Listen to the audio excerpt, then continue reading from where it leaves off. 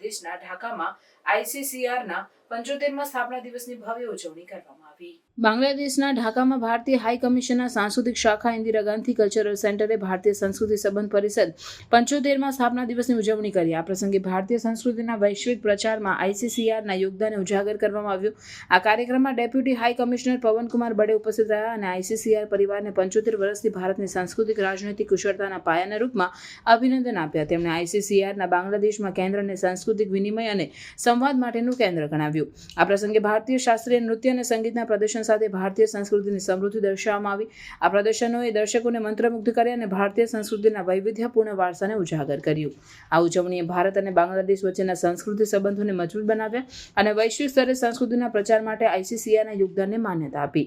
આ પ્રસંગે ICCRના ભૂતપૂર્વ વિદ્યાર્થીઓ અને સ્થાનિક કલાકારો દ્વારા પ્રભાવશાળી પ્રદર્શન કરવામાં આવ્યા।